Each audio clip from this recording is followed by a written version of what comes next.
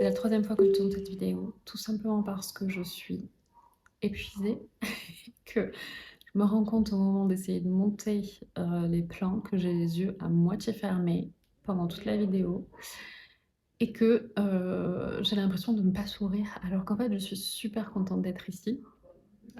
Oui, je suis épuisée, mais oui, j'ai envie de terminer, enfin de tourner cette vidéo. Donc écoutez, ne vous fiez pas à mon air d'autoroute. Cette vieille blague de merde. Et promis, il y a des livres beaucoup trop cool ici à vous présenter. Alors, c'est parti, on y va. On va commencer par un roman qui n'est autre que Méduse de Martine Desjardins aux éditions La Talente, édition que j'aime énormément, que vous connaissez sûrement déjà si vous êtes friande et friande d'imaginaire. Ici, plus qu'une réécriture du mythe, c'est une réadaptation, est-ce qu'on peut appeler ça comme ça? On suit Méduse, une jeune fille qui vit de nos jours, enfin de nos jours, il me semble qu'elle vit pour moi dans un monde contemporain. Elle n'a pas, elle, des cheveux représentés par des serpents, mais on dit de ses yeux que ce sont des difformités, que ce sont des laideurs. Apparemment, il y a tout un champ lexical de la laideur tout au fur et à mesure du roman, à chaque fois qu'on parle de ses yeux, de ses orifices. C'est Lucie de la chaîne Lucie a lu qui en parlait justement, je sais plus, dans un update ou dans un vlog. Et j'ai trouvé ça hyper intéressant. Je n'avais pas encore le livre. Et ça a participé aussi à me donner envie de découvrir cette œuvre. Donc ici, Méduse a été envoyée dans un pensionnat pour jeunes filles où elle a subi les abus des adultes. Je ne sais pas encore quel abus. Il faut quand même rappeler que dans le vrai mythe de Méduse, elle a quand même été abusée sexuellement. Donc c'est pas forcément toujours dit. Et Méduse, on nous dit dans la quatrième qu'elle se réfugie comme ça dans la bibliothèque parce que personne ne veut passer de temps avec elle et elle se fait, ce qu'on comprend, harceler, constamment moquer, mal parler par rapport à ses yeux. Et force de ruse et de prise de conscience des pouvoirs de ses globes oculaires, qu'elle se garde longtemps de dévoiler, elle nous entraîne dans une croisade contre l'oppression et la honte du corps. Roman d'apprentissage, gothique, féministe, conte cruel, Méduse et tout ça à la fois, et surtout un ouvrage tellement finement brodé littérairement qu'on ne peut en manquer un mot ni un propos. Martine Desjardins, tout autant que Méduse, nous prend dans ses filaments. J'ai très hâte de le lire. C'est un roman qui fait 200 pages. C'est presque un peu une novella, enfin, c'est un roman court de 200 pages. J'ai très très hâte de le lire. Côté roman graphique, je vous présente Le Dieu vagabond chez Sarbacane, qui est la version poche d'une BD roman graphique qui était parue un petit peu avant. J'aime énormément ce format, en plus c'est en softback comme ça, et en termes de taille, on est quand même sur un objet qui est plus petit. Et je dois vous avouer que si vous êtes comme moi, que vous avez des douleurs articulaires, ligamentaires, musculaires, tendineuses, tout ça, c'est vraiment beaucoup plus pratique et beaucoup plus confortable. Ici, on suit Eustace, que vous voyez sur l'écran normalement, qui est un satyre qui faisait partie de la cour itinérante de Dionysos, dieu du vin, mais surtout de la débauche, des excès, de la fête, tout ça. Et un jour, il a commis une faute et a été banni des dieux par une déesse. Il s'est réveillé dans notre monde contemporain et Eustace vit, quand on le découvre, dans un champ de tournesol où des humains, des personnes comme vous et moi viennent le consulter pour avoir des réponses à leurs questions amoureuses, professionnelles, de vie en général. Et sa manière de se faire payer, c'est par de la nourriture essentiellement liquide, donc de l'alcool et aussi de la drogue. Et on va suivre Stis qui, un jour, va tomber sur un fantôme qu'il va aider à retrouver son chemin. Au bout de ce chemin se trouve Hécate, qui va lui donner la possibilité de se racheter à travers une quête et au bout de cette quête, s'il y arrive, il pourra retrouver sa part, sa nature de Dieu. Donc écoutez, je ne vais pas vous faire un update, mais sachez juste que c'est une lecture que j'ai adorée. Vraiment, vraiment, vraiment. Ensuite, récemment, j'ai acquis Le Serpent, la Maison des Jeux, tome 1 de Claire North. Ça fait quelques semaines déjà. Je ne l'ai pas encore lu, mais je l'ai mis dans mon Pumpkin Autumn Challenge du côté livre. Il y a une vidéo qui arrive justement à ce sujet-là dans quelques jours. Ici, donc, dans ce tome 1, on suit Ten, je ne sais pas comment se prononce son prénom, ça s'écrit Thene, qui est une jeune femme qui a été trahie, bafouée par un mari qui les a déshérités en soi, enfin qui a dilapidé tout leur argent dans les jeux. On se trouve en Italie au XVIIe siècle, pardon, donc à Venise en 1610. Et au cœur de cette sérénissime, il y a un palais d'une maison de jeu qui est un palais avec deux loges, une basse et une haute loge. Dans la basse loge, de ce qu'on comprend dans la quatrième, on retrouve en fait un petit peu ce qu'on peut retrouver dans les casinos, des jeux classico-classiques, et les richesses se font rarement, mais rares sont ceux qui peuvent accéder à la haute loge, où les enjeux de ce lieu secret sont tout autres. Pouvoir et politique à l'échelle des États, souvenirs, dons et capacités, années de vie, etc. Tout le monde n'est pas digne de concourir dans la haute loge, mais pour Ten, c'est en fait, il n'y a pas d'autre alternative, d'autant que l'horizon qui s'offre à elle ne connaît pas de limite, pour peu qu'elle gagne et qu'elle n'oublie pas que plus élevés sont les enjeux, plus dangereuses sont les règles. Il me fait terriblement envie. La maison d'édition, c'est Le Bélial et c'est la collection Une heure lumière qui édite comme ça plein de novellas relativement courtes. Je vais vous montrer parce que ce que j'aime bien aussi, et ce qui fait que je pense que ça va se lire quand même relativement rapidement, c'est qu'on a des petits chapitres qui se découpent comme ça. J'espère que vous voyez bien, mais on a vraiment un chapitre qui parfois fait une demi-page, une page, parfois 2-3 pages, et c'est vraiment rythmé comme ça par des chapitres courts. Donc je me dis que ça va se lire rapidement. J'ai déjà mis mon petit marque-page qui me vient d'une commande passée Travel. On repasse à une lecture plutôt graphique. Je me suis enfin procuré celui qui me faisait tellement envie, de Loulubi chez Delcourt, le fameux Et à la fin il meurt, la sale vérité sur les contes. J'adore. Qui est en fait un roman pédagogique didactique, hyper intelligent, caustique et tellement drôle. Je ne l'ai pas fini, mais j'ai déjà lu une centaine de pages et je peux vous dire que environ toutes les 2-3 pages, j'ai ri, mais franchement ri. Donc j'ai hâte de le terminer. On nous dit aujourd'hui édulcoré, les versions originelles osaient, donc des contes, osaient le meilleur comme le pire, des princes pas si charmants, une réponse vendue contre une botte de persil et Cendrillon qui décapite sec sa belle-mère. Ça, vous l'apprenez vraiment dans les premières pages. En décapant avec humour ces récits d'autrefois, Loulubi pose une question d'éthique, violence, sexisme, racisme, etc. Les contes sont-ils encore adaptés à notre époque? Spoiler alerte, je pense que non, et qu'ils n'ont jamais été très très très adaptés au final.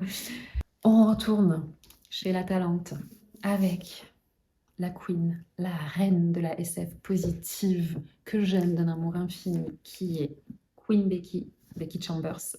Si vous ne l'avez jamais lu, peut-être que ça ne vous parle pas, mais j'ai un amour pour Becky Chambers, tout simplement parce qu'elle écrit des relations, des personnages hyper inclusifs, on a beaucoup de diversité dans ses romans, dans ses écrits.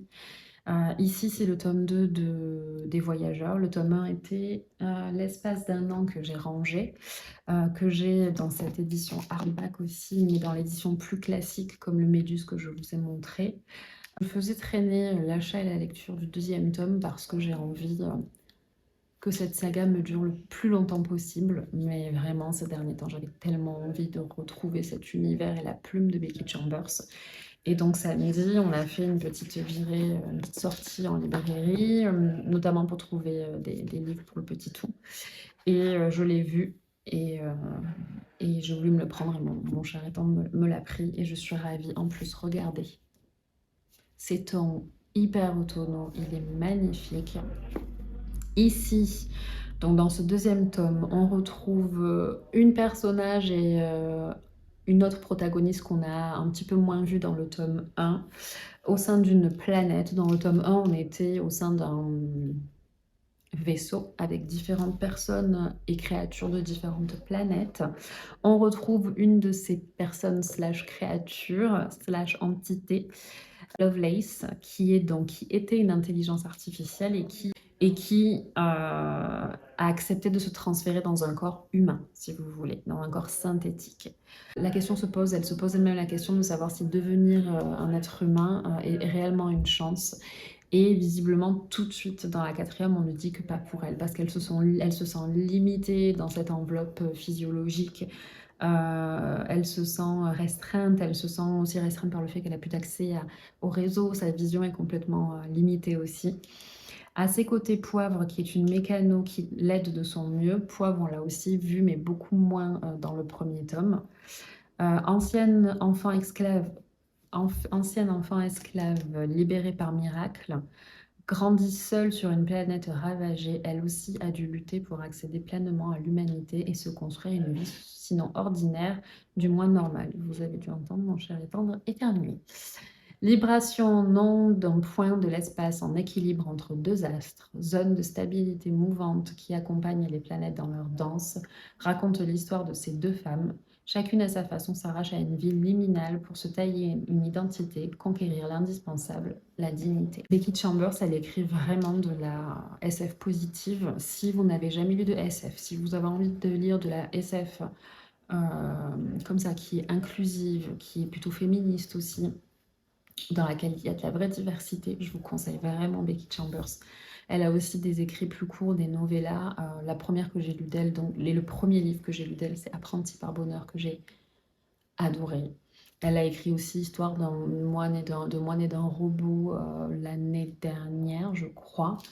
Vraiment, vraiment, vraiment, vraiment, je vous conseille Becky Chambers, surtout si vous n'y connaissez rien en SF, si vous avez peur de la hard SF. Pour autant, on a quand même des notions scientifiques chez Becky Chambers, mais on n'est pas dans quelque chose qui peut être vraiment réservé à certaines personnes comme la hard SF. On retourne dans un graphique avec le magnifique, c'est un vrai objet livre, The Midnight Order de Mathieu Bablitz, chez Label 619, je crois que c'est ça. Ouais, Label 619, maison d'édition, label que j'ai connu avec ce bouquin que j'ai trouvé dans ma librairie. Ici, ça parle de sorcellerie. Ici, ce que j'aime aussi, c'est qu'on a différents illustrateuristes. Donc, Mathieu Bablette donne l'impression en fait d'être celui qui chapeaute le bouquin et l'histoire. Et alors, je l'ai lu celui-ci, je ne vais pas vous faire un update, mais grosso modo, si vous voulez, on suit cette histoire en différents chapitres et chaque chapitre est dessiné par d'autres artistes que Mathieu Bablette. Mais entre chacun de ces chapitres, on a une illustration de Mathieu Bablette qui fait suite comme ça à chaque fois au chapitre et introduit celui d'après. Donc en fait, on a ses visuels à lui, ses illustrations à lui, sa plume dans sa patte, son dessin à lui qui fait un fil conducteur comme ça, visuellement. Je vous fais pas d'update, mais j'ai adoré ce livre. Je vous ai inséré ou je vous insère quelques illustrations. Et donc, on a aussi accès, à travers cette même histoire, à différents types d'illustrations et j'aime énormément. Ensuite, un joli objet livre aussi pour retourner du côté des romans, c'est Millepertuis de Julia Thévenot, livre 1, La sorcière sans nombril, chez Gallimard, je crois, Gallimard Jeunesse. Je vous l'insère aussi, mais est-ce qu'on peut parler 2 minutes de cet objet magnifique? Les illustrations sont sublimes, je trouve, de la couverture. Ici, c'est toujours une histoire de sorcière. Quand du haut de ses 15 ans, Horty se retournait sur son enfance, c'était là qu'elle se retrouvait, sur le sofa de tante Vive, entre ses deux sœurs. Épine, préadolescente, préadolescente aussi brillante que contradictoire, source infinie de portes claquées qui remplissaient 90% de l'attention de leur sorcière de mère, et la petite Ronce qui avait une façon bien personnelle d'occuper les 10% restants. C'est à cette époque-là que tout a vrillé, la Corty a commis un impair de catégorie supérieure, qui lui a pavé les voies vers de très sérieux problèmes. On nous dit premier tome d'un diptyque de fantasy inventif, chaleureux et trash, une histoire de sorcière qui renouvelle le genre par l'autrice de Bord de terre. Je n'ai personnellement jamais lu Bord de terre, donc je ne connais pas encore la plume de Julia Thévenot que je vais découvrir avec ce roman en plutôt jeunesse, on verra, qui me fait très envie.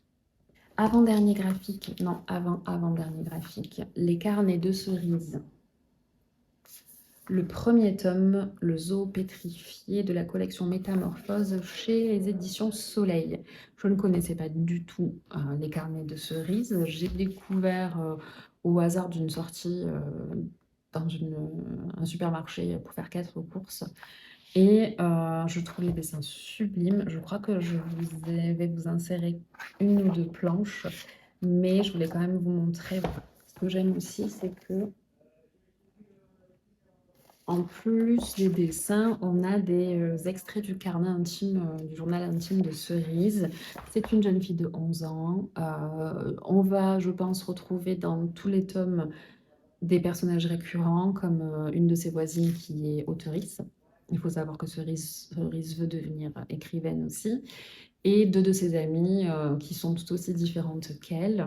Et ici, c'est une enquête. On suit une enquête que mène Cerise qui dans la cabane qu'elle a construite avec ses deux copines, voit un vieux monsieur passer avec un perroquet qui parle sur les épaules et des pots de peinture. Et elle le voit passer plusieurs fois.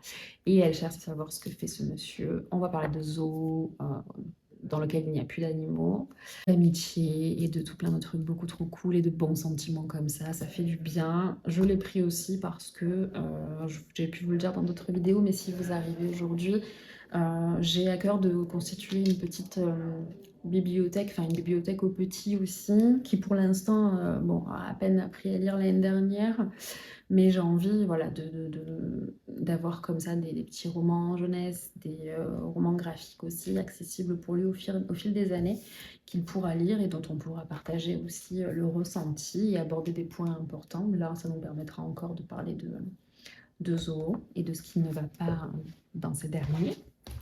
Côté roman, donc lors de notre virée en librairie, je suis tombée sur Tant que le café est encore chaud de Toshikazu Kawaguchi aux éditions Le Livre de Poche, donc c'est de la littérature japonaise. J'ai souvent vu passer ce livre sur les réseaux, comme Méduse de Martine Dujardin par exemple. Et j'avais très envie de me le prendre. C'est un petit roman qui fait 230 pages, donc je pense que ça va rapidement se lire. Ici, on suit des personnages, on suit en fait voilà, à Tokyo un café, le Funiculi Funicula, qui est un petit établissement au sujet duquel il y a tout plein de légendes qui circulent. On raconte notamment que le temps d'un café, on peut voyager dans le temps, seulement ce voyage dans le temps comporte des règles. Notamment, on ne peut pas changer le présent et le voyage ne dure que le temps que le café reste chaud. 4 femmes vont connaître cette singulière expérience. On nous dit que ça a été un best-seller au Japon, on nous dit que c'est un roman émouvant sur le pardon, l'amour, la mémoire, qu'il est tout simplement éblouissant. Donc écoutez, j'espère que ça va être une lecture rapide, mais pour autant hyper plaisante. J'ai déjà 3 copines puzzle le livre qui m'ont dit qu'il était génial. Donc écoutez, je vous tiendrai au courant lors d'un update ou dans le vlog que j'essaye de tourner comme ça de manière un peu régulière. On passe à l'avant-dernier graphique qui est, qui est 5 mondes, le guerrier de sable. On a tout plein d'autoristes, Mark Siegel, Alexis Siegel, Xante ou Xante Bouma, Matt Rockefeller et Boyassen. C'est chez Gallimard Bande Dessinée. On est dans une saga, je ne sais pas combien de tomes il y a encore, déjà 5 me semble-t-il, c'est sûr. 5 mondes au bord de l'extinction, 3 héros inclassables, une saga interplanétaire. Les changements climatiques mettent en péril l'équilibre des 5 mondes et la guerre est sur le point d'éclater. Malheureusement, ce n'est pas Una, l'apprentie danseuse de sable, qui pourrait y changer quelque chose, à moins que sa rencontre avec un jeune garçon des rues et un champion de Starball ne bouleverse sa destinée et celle de la galaxie entière. Donc là, on est dans des aventures, de la SF, un peu de fantasy, on a aussi de l'écologie, ça me fait très envie. C'est vraiment le type de BD, romans graphiques jeunesse qui me donnent envie d'être lus pour après en fait les offrir à des plus jeunes autour de moi. J'ai lu notamment Lightfall dans cette même collection chez Gallimard, le 1 et le 2. Et j'ai adoré, vraiment pour le coup j'ai adoré, ça parle d'anxiété, c'est super. Et je l'ai offert à ma filleule et j'espère que ça lui plaira. Là, je ne sais pas si vous voyez bien, mais les illustrations sont super jolies. On a des couleurs vives, mais pour autant un peu tues comme ça par quelque chose de très doux. J'aime énormément l'univers. Je me suis aussi procuré il y a quelques semaines Swan Song, le premier tome, Le feu et la glace de Robert McCammon. Celui-ci aussi, vous avez dû le voir passer absolument partout. On est dans un post-apocalyptique. C'est une réédition de la part de Monsieur Toussaint Louverture. Le monde, en fait, est complètement ravagé par des missiles, de la radioactivité, tout ça. Et on va suivre 3 personnages que sont Black Frankenstein, une force de la nature qui se voit confier pour mission par un vieillard mourant de protéger une enfant qui a des dons particuliers. On va suivre une sans-abri à moitié folle qui découvre un étrange anneau de verre dans les décombres de New York annihilé par les bombes. Et en Idaho, dans les ruines souterraines d'un camp survivaliste des montagnes, un adolescent qui apprend à tuer. Plusieurs vies, plusieurs trajectoires, un seul but, survivre à la fin du monde. Chevaucher sauvage dans la terreur, œuvre grandiose et troublante, Swan Song est une immense fresque post-apocalyptique sur les derniers zestes, les derniers restes d'une humanité se débattant dans la grisaille d'un hiver sans fin. Écoutez, il me fait très envie. C'est une petite pavasse de 530 pages. Et pourquoi je dis pavasse? Parce que c'est écrit extrêmement petit. Ça va être drôle avec mon rythme de lecture en ce moment qui est soporifique un petit peu. C'est pour ça que j'ai plus de facilité à lire des graphiques ou des courts romans comme ça. Avant-dernier livre à vous montrer qui est en jeunesse et les 2 derniers sont vraiment des jeunesse. C'est Luna et le trésor de Tlaloc qui est hyper joli. On a pour le coup là des couleurs hyper vives. Je voulais vous montrer, voilà, par exemple, ça. Ici, on suit Luna, qui est donc, elle vient de la famille Vieille Pierre, mais elle, contrairement à le reste de sa famille, elle a été déçue par l'humanité, et plutôt que de lui venir en aide, elle décide de piller les trésors. Au pays aztèque, le dieu de la pluie Tlaloc garderait jalousement un trésor inestimable au sein de son palais. Luna décide de s'en emparer au risque de condamner le village avoisinant. Mais derrière sa carapace, est-ce que elle serait pas un petit cœur prêt à s'éveiller? Et est-ce que du coup, elle va pas tisser une amitié avec la petite fille qu'on voit ici? Je ne sais pas. Je vais le lire, même si celui-ci est en jeunesse pour le petit tout, comme je vous disais, parce que je veux les lire avant. Et parce que ça a l'air bien trop mignon et que je trouve que ça fait du bien de lire des jeunesse de temps en temps. Et enfin, avant-dernier, enfin dernier, donc au petit tout, on lui a pris, enfin il a choisi parce qu'on lui avait dit, tu choisis un livre et un roman jeunesse.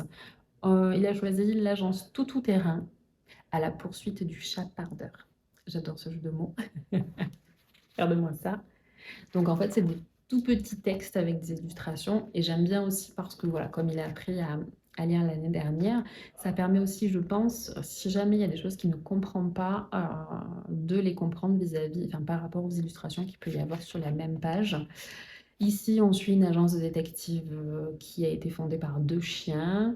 Au sein de cette agence, il y a aussi Canine qui est un chat. Est-ce que être un chat dans un monde de chiens ça n'est pas facile? Est-ce qu'elle va réussir à faire ses preuves et à trouver sa place?